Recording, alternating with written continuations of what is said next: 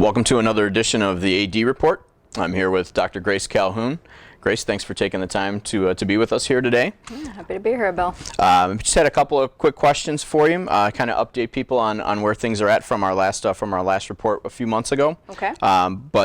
It obviously is basketball season, and the men's basketball team got off to a great start. How has that program progressed since this point a year ago?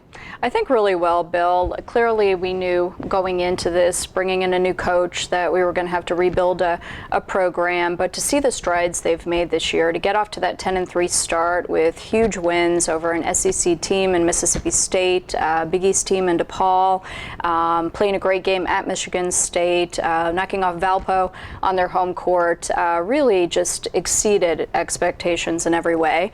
We then went into that tough stretch where we lost 3 games by a combined 5 points. But to see them game in, game out, playing really tough, I think there's only been 1 game this year where we haven't been in it down to the wire. They're really progressing as we would hope, and you can tell it's a strong foundation, and expect great, really highly competitive teams to come. Great. Keeping on the basketball theme, in a couple of weeks here we'll be officially celebrating the 50th anniversary of the 1963 National Championship. Could you talk a little bit about the importance of that team, not just to Loyola, but to kind of society as a whole? Right.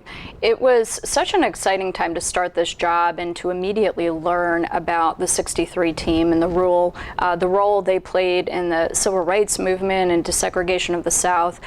Just such a fantastic story. And for any of you who haven't watched the Game of Change documentary, just such a tremendous and inspiring story. We felt straight off that we needed to use every opportunity to celebrate this 50th anniversary and really bring broader recognition to the team for their accomplishments, and to be at a Jesuit institution that stands for social justice, to show that athletics was really at the forefront of social justice in this way. We did a wonderful celebration back in December with bringing Mississippi State in, and as many fans know, that was the first time in 50 years that we had played them since that historic Game of Change. So what a wonderful, wonderful weekend, and just to hear the guys tell their stories and reminisce and see each other after all that time was wonderful. We have another wonderful event coming up in February where we're going to celebrate the national championship and bringing the former team back again. We'll have a formal event at the Italian-American Sports Hall of Fame, and once again just a fabulous opportunity to not only properly recognize them, but to educate current students and fans on this wonderful, proud tradition of the program. Absolutely.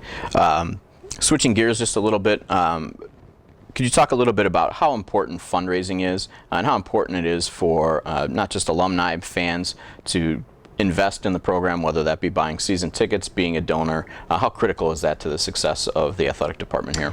Well, there's certainly a reason that most Division I ADs spend a good balance of their time doing fundraising anymore, because clearly the ability to properly support your teams makes such a difference when you're trying to field nationally competitive ones as we are at Loyola.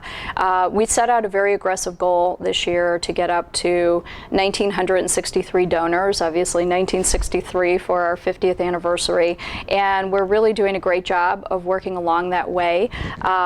It helps a lot that we've decided that we need to start from within and help ourselves. So we now at this point have 100% participation from both the staff and student athletes in that fundraising campaign, but I can't stress enough how much that support helps, especially knowing that we're less than half of where our peers are with fundraising right now.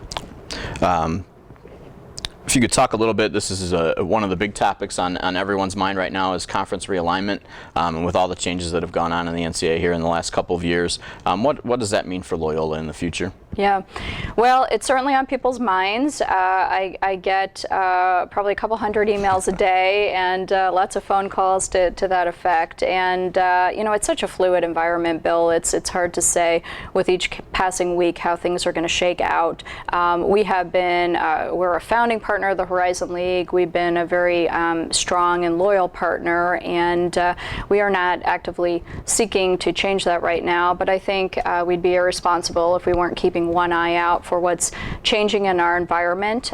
Clearly, what I am hearing from students, from alums, from fans is that they'd like to see more scheduling against other private and ideally Jesuit institutions. So whether we do that through the non-conference schedule or conference schedule is something we clearly need to walk up to. But that peer group certainly is very important to us, and we keep a careful eye on what's going on. And the last thing I have for you, believe it or not, it's actually been 2 years now that since you've been hired here. What critical things lie ahead in your third year? I am so pleased with what we've been able to do in the 2 years, and it goes back to the support from the Board of Trustees, from the President, from our Vice President, Dr. Rob Kelly, in believing in the program, reinvesting in the program so we could really build that solid foundation that will serve us well in the future.